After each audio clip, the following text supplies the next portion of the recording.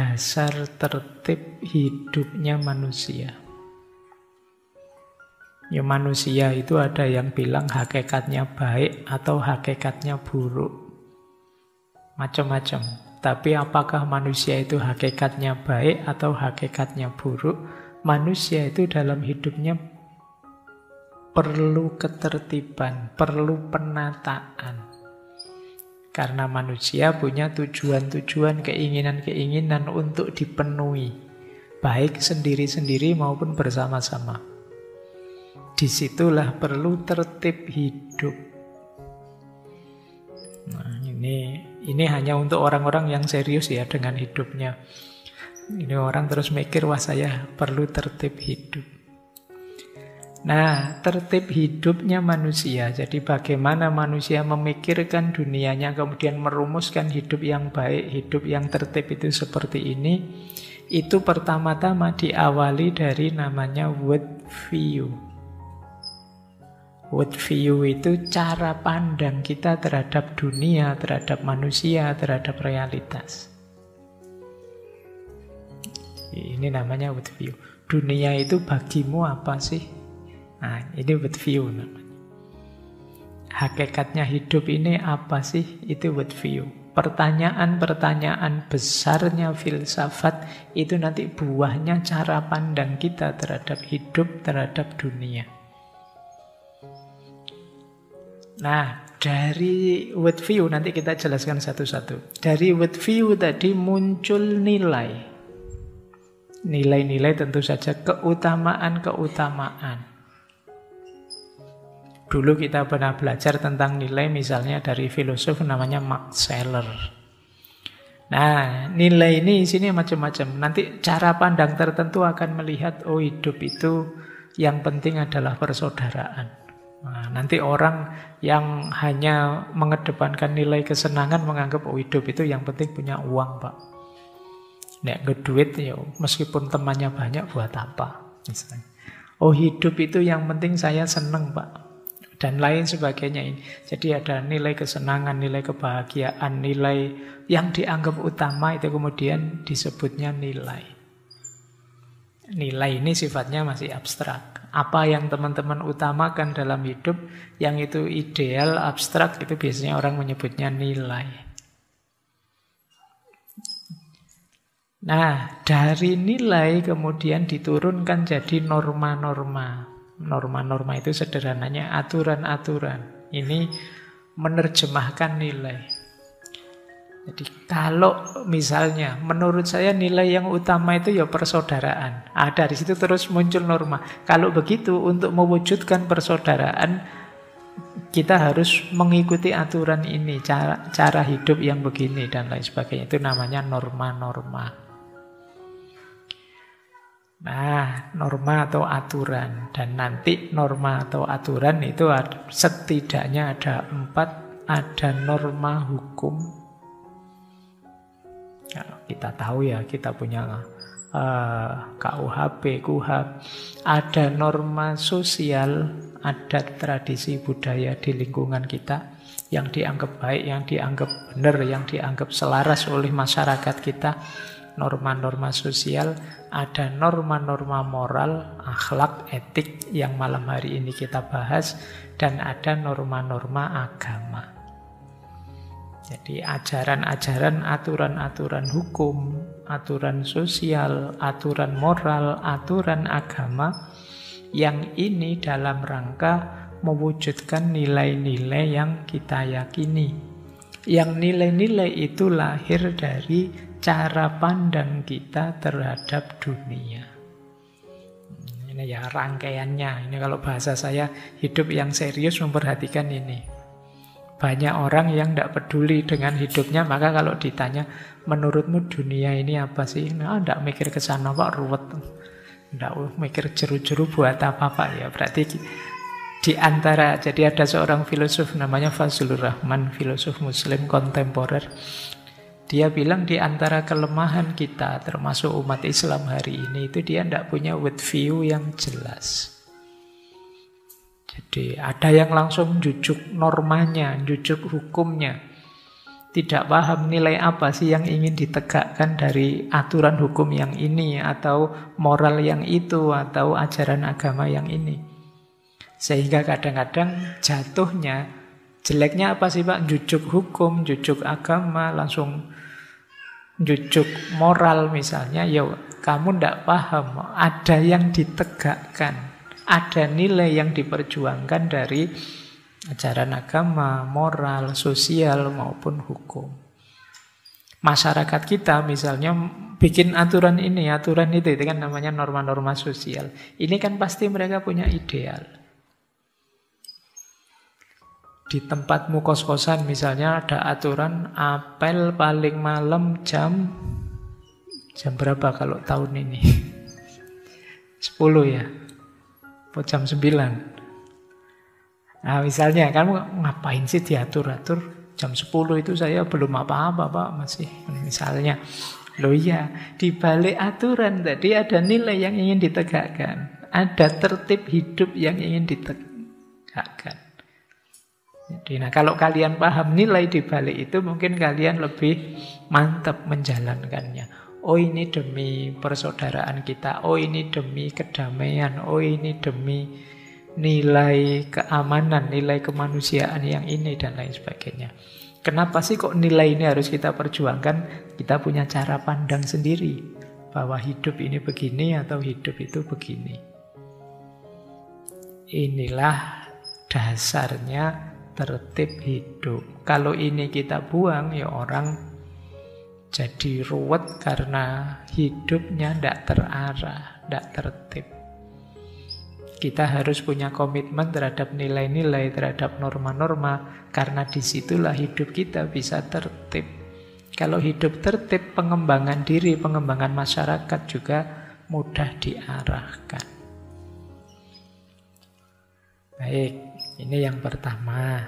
Saya jelaskan satu-satu sekarang. World view. Ini ya, world view itu ya artinya pandangan dunia, cara pandang kita terhadap dunia, cara seseorang atau sekelompok orang memahami, melihat dan menilai dunianya. Ya seperti saya bilang tadi, pertanyaan-pertanyaan hidup ini apa sih, dunia ini apa sih, itu yang disebut cara pandang dunia atau world view. Jadi ini jadi dasar hidup kita. Kalian mungkin sadar, mungkin tidak. Setiap orang sebenarnya punya cara pandang. Pak, saya itu tidak mikir ke sana. Saya santai saja kok Pak. Ya itu world view-mu. Santai, sakarepmu dhewe, ya itu world view-mu. Caramu memandang hidup, caramu memandang dunia. Pak, saya itu apa saja boleh gagal, yang penting jangan kehilangan teman. Karena bagi saya, nah ini cara pandangmu terhadap dunia namanya. Itulah world view. Variabelnya world view itu sebenarnya 3. Tadi saya sebut sudah ya. Cara pandang yang pertama, sudut pandang dan titik pandang kita terhadap dunia. Jadi, misalnya ya, saya di depan mikrofon ini. Cara saya memandang mikrofon, dari sudut mana saya memandangnya, dan titik pandang. Titik pandang itu apa yang saya lihat dari mikrofon ini. Itu menentukan pemahaman saya. Cara saya memandang itu dengan menggunakan kacamata pembesar misalnya. Nah, sudut pandang saya dari atas. Titik pandang saya ujungnya mikrofon ini saja. Kesimpulannya kan nanti, oh mikrofon itu adalah sesuatu yang mentol, ini ujungnya mentol. Terus kecil, dari atas kelihatan mungil meskipun saya pakai kaca pembesar. Jadi cara pandang, sudut pandang, dan titik pandang. Ngaji filsafat itu asik loh. Caramu memandang bagaimana? Ya saya lihat di sana banyak yang hadir. Terus sudut pandangmu, ya sudut pandang saya, ya saya melihatnya dari luar, tak lihat banyak Titik pandangmu. Nah, saya melihat jumlah kopinya yang tiap hari tersebar jumbo besar itu ternyata habis. Ini namanya cara pandang, sudut pandang, dan titik pandang terhadap dunia ini. Di situ nanti melahirkan pandanganmu terhadap dunia. Dunia ini hanya penderitaan saja. Nah, itu mesti berhubungan dengan caramu memandang, dari mana, sudut mana kamu memandang, dan apa yang kamu lihat, titik pandang. Hidup ini hakikatnya kebahagiaan. Nah, itu harus dicek lagi dia. Yang dilihat apa, cara memandangnya bagaimana, melihatnya dari sudut mana. Cara pandang itu, ya kalau cara pandangnya berbeda, kesimpulannya bisa beda. Saya melek lebar-lebar dengan agak merem, ya hasilnya beda. Itu cara memandang. Saya pakai kacamata hijau apa pakai kacamata kuning, itu ya kesimpulannya bisa beda. Tembok ini kalau saya pakai kacamata merah, warnanya yang semula putih mungkin jadi pink atau jadi oranye. Nah, ini namanya cara mandang. Oh, pantas kamu kesimpulannya begitu, kamu pakai kacamata merah. Kalau sudut pandang, ya kalau saya lihat dari luar dengan dari dekat, dengan dari atas, dengan dari bawah, kesimpulannya bisa berbeda. Itulah sudut pandang. Laptop ini dari sudut pandang saya warnanya hitam. Dari sudut pandang teman-teman warnanya biru. Itu sudut pandang. Loh, yang benar yang mana, Pak? Yang bilang hitam atau biru? Ya benar semua atau salah semua? Benar semua kan saya. Loh, hitam coba lihat kalau tidak percaya. Kalian juga begitu. Biru, Pak, coba saya lihat sendiri kok, Pak, di depan Bapak. Semuanya lihat sendiri, tapi kesimpulannya beda. Kenapa? Sudut pandangnya beda. Saya bilang ini bisa benar semua, bisa salah semua. Bisa benar semua karena ya, oh iya ya Pak Faiz benar hitam. Kalian juga benar dari sana. Salah semua juga bisa. Pak Faiz lihat ininya saja, Mbok yo lihat ini juga. Kalian juga bisa tak salahkan, Mbok kamu lihat ini, Mbok lihat depannya juga. Itulah sudut pandang. Titik pandang juga begitu. Titik pandang itu ya kayak orang buta megang gajah itu kan. Kalau titik pandangnya hanya telinganya saja, oh gajah itu seperti kipas. Kalau titik pandangnya kakinya, ya gajah itu seperti bambu yang besar. Kalau titik pandangnya apalagi. Jadi itulah titik pandang. Kalian melihat apapun ya itu sudut pandangnya apa, kemudian cara pandangnya bagaimana, titik pandangnya apa. Kalau itu tentang dunia ini lahirlah namanya world view. Hidup ini apa maknanya? Hidup ini bagaimana? Kalian setelah ini boleh merinci ya, saya itu melihat dunia ini seperti apa. Dari cara pandang, sudut pandang, titik pandang tentang dunia, nanti akan lahir keyakinan-keyakinan dalam hidupmu. Nilai-nilai yang kamu anggap utama. Interpretasimu terhadap hidup, terhadap realitas. Biasanya terus nyambung ke tujuan hidupmu. Karena kamu memandang hidup ini intinya untung rugi, Pak. Oleh karena itu saya akan mengejar untung saja. Itu nyambungnya ke sana nanti. Hidup ini intinya ya mengabdi pada Tuhan, Pak. Oleh karena itu saya akan bla bla bla bla. Itulah namanya world view. Nah, yang mempengaruhi world view setidaknya ada 3. Kepercayaan, hal-hal yang kita percayai. Kemudian pengalaman kita, apakah itu pengalaman sosial, pengalaman politik, pengalaman budaya, pengalaman ekonomi, juga pendidikan. Mungkin anak-anak eksak beda cara memahami dunia dengan anak-anak humaniora, misalnya itu pendidikan. Yang terakhir, ada kalanya berpengaruh juga genetik dan psikologi. Genetik itu DNA warisan. Ada juga tesis yang bilang ya kayak DNA itu kan diwariskan. Maka beberapa karakter nenek moyang diwariskan. Sehingga cara kita memandang dunia biasanya mirip dengan nenek moyang kita. Misalnya, orang-orang timur itu suka hal-hal yang intuitif, hal-hal yang misterius, gaib, dan lain sebagainya. Nah, kita kan juga merasakan itu. Jadi, tidak hanya simbah-simbah kita, itu mungkin ada hubungannya dengan genetik. Sementara yang barat misalnya dianggap cenderung rasional misalnya. Nah, ada juga psikologi juga berpengaruh. Tipe karakter masing-masing orang. Inilah world view, pandangan dunia. Setelah ini kalian bikin world view-mu sendiri-sendiri ya, caramu memandang dunia. Karena kamu tidak bisa mengevaluasi dirimu kalau tidak jelas. Hidup ini apa menurut, dan hidup ini apa, itu berarti cara pandangmu terhadap dunia. Lanjut. Nah, selain world view, nanti ada nilai yang tadi kita bahas ya. Dari world view nanti lahir nilai. Nilai itu muncul setelah kita menganggap dunia itu begitu. Terus, oh berarti hidup ini yang utama ini. Hidup ini yang selayaknya itu. Yang pantas begini, yang baik begitu. Itu nilai sudah. Makanya teman-teman sering sekali diceramai bedanya antara das Sollen dengan das Sein. Kalau das Sein itu yang senyatanya, das Sollen itu yang seharusnya. Jadi yang seharusnya bagaimana? Orang itu kadang-kadang kalau ngomong tentang dirinya, das Sollennya. Tapi begitu ngomong tentang orang lain, das Seinnya. Sehingga nganggap dirinya baik terus dan nganggap orang lain jelek. Jadi dia menganggap dirinya itu baik, das Sollen. Jadi banyak orang yang ngomong tentang kebaikan dan merasa dirinya sudah baik.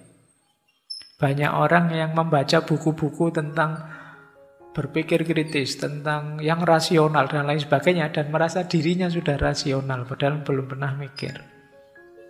Hanya baca buku tentang berpikir rasional. Ini kita melihat diri kita dari aspek idealnya, das Sollen.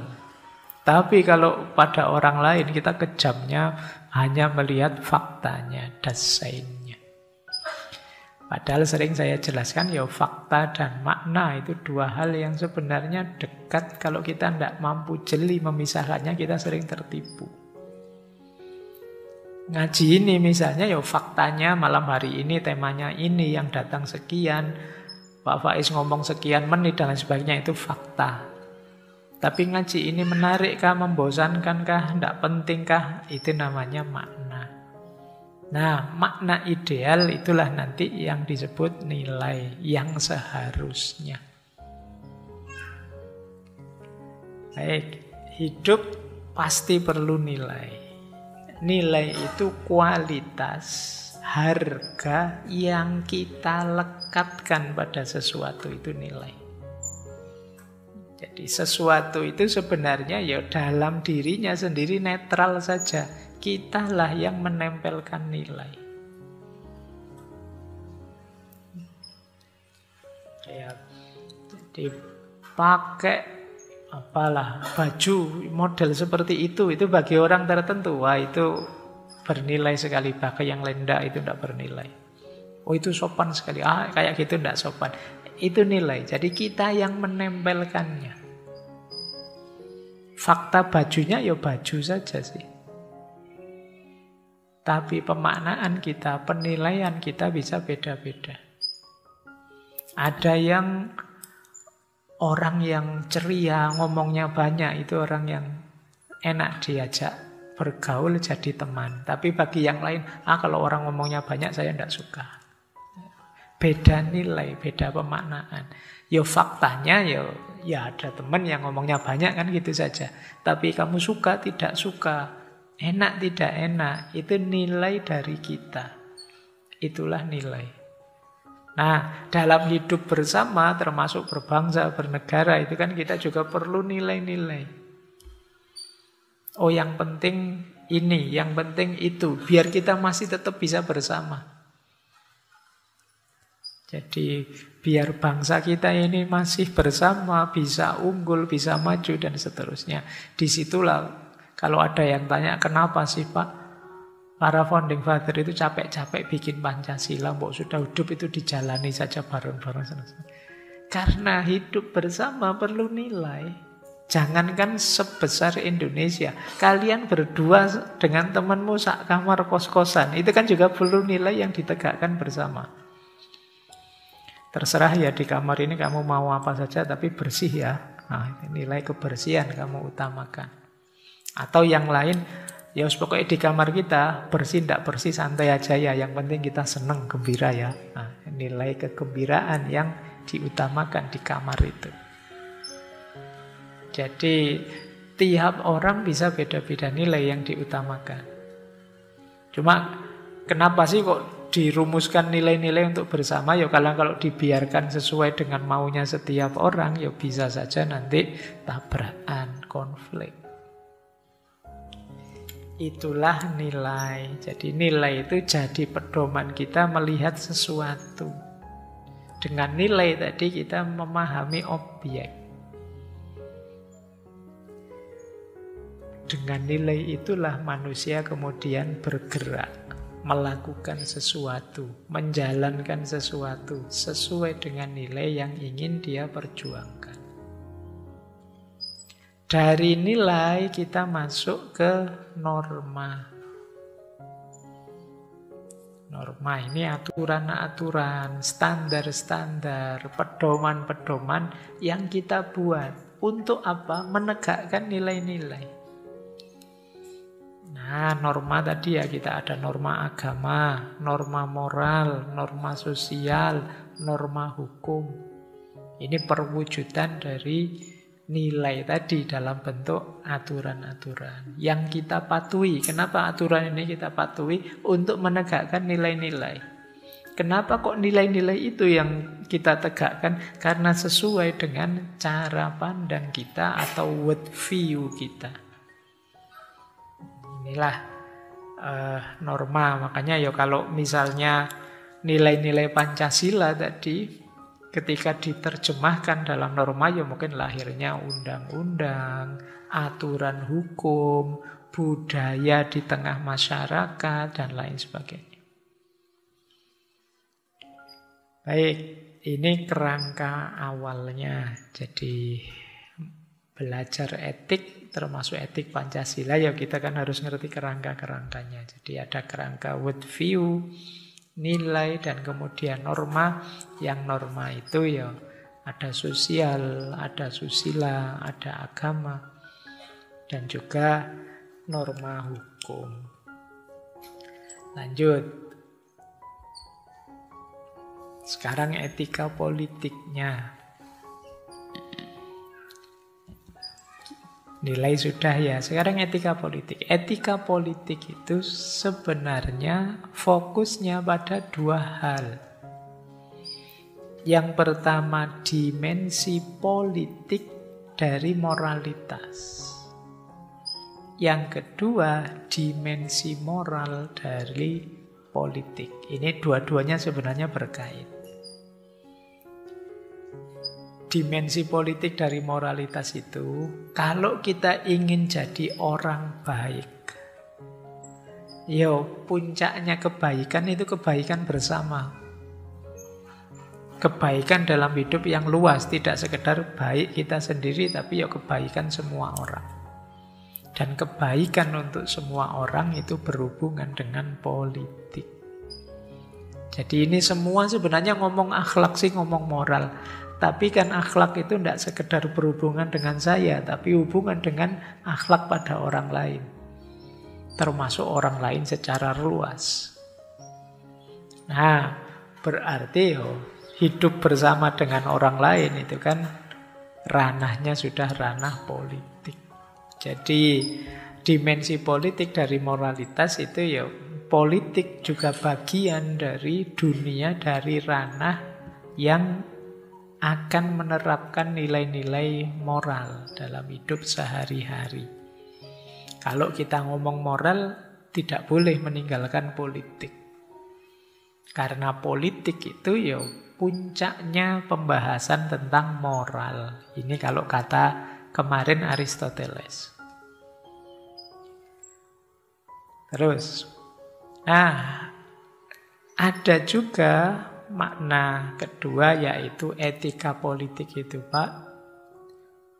Dimensi moralnya kalau kita ngomong politik. Jadi, kalau kita bicara politik, tata masyarakat, jangan lupakan aspek moral. Jadi jangan sekedar menang kalah, jangan sekedar sukses tidak sukses, jangan sekedar kekuasaan atau siapa yang tidak kuasa, tapi moralitas juga harus diikutkan. Jadi dimensi moralnya politik. Ini bisa dipahami ya. Jadi etika politik itu bisa dimensi politiknya etika, bisa dimensi moralnya politik. Ya sebenarnya nanti pada akhirnya ya ketemu saja sih. Aspek moral dalam politik. Jadi politik tidak boleh meninggalkan moralitas. Kalau politik meninggalkan moralitas berarti dia mengabaikan nilai baik buruk. Ya kalau dia mengabaikan nilai baik buruk ya jatuhnya tetap ada keburukan. Karena dia tidak peduli dengan yang baik maupun yang buruk, suka-suka dia. Nah, inilah yang kemarin dibahas, baik di Aristoteles, Machiavelli, dan lain sebagainya. Saya lanjutkan. Nah, problem dasarnya etika politik itu sebenarnya ya tentang kekuasaan. Jadi tema utamanya etika politik itu legitimasi kekuasaan. Legitimasi ini dilihat dalam dua aspek ya. Kekuasaan itu etis atau tidak. Yang kedua, kekuasaan itu legal atau tidak. Jadi kalau bahas etika politik itu melihat dua aspek legitimasinya. Apakah legitimasi legal ataukah legitimasi etik. Legitimasi legal itu, oh cocok Pak dengan undang-undang, sesuai Pak dengan konstitusi. Kalau legitimasi etik, oh ini bermoral Pak. Akhlaknya bagus Pak. Meskipun di undang-undang tidak disebut, tapi ini yang dia lakukan etis. Ini dua legitimasi ya. Kekuasaan akan kuat kalau punya dua legitimasi ini. Kalau hanya moral saja sih baik sih itu luar biasa, tapi nabrak konstitusi sih. Oh iya enggak. Berarti kurang kuat legitimasinya. Atau sebaliknya, oh itu sesuai konstitusi, memang undang-undangnya begitu, aturannya begitu, tapi tidak etis. Nah, orang juga akan turun derajat legitimasinya. Jadi kekuasaan politik dalam perspektif etika politik itu ya harus dapat dua legitimasi. Legitimasi legal dan legitimasi moral. Legitimasi legal itu sesuai aturan, sesuai hukum, sesuai undang-undang, itu legitimasi legal. Jadi kalau kalian bilang aturannya memang begitu kok, padahal kalian tahu ini sebenarnya ada yang tidak beres. Tapi ya biar sajalah, ini legitimasi legal. Tidak bisa dilaporkan sih, wong memang secara aturan benar. Tapi kalau meninggalkan legitimasi moral meskipun legal, ya nanti kekuatan kekuasaannya tidak sebesar kalau legal dan etiknya kuat. Sebaliknya juga begitu, kalau ini legitimasi legalnya ditabrak saja demi legitimasi etis. Nah ini juga masalah. Dua-duanya harus hidup. Ada orang yang nabrak legal demi moral, ada orang yang nabrak moral yang penting legal. Dua-duanya lemah secara legitimasi. Kalau bisa ya dua-duanya hidup. Ini prinsip dasar dalam etika politik.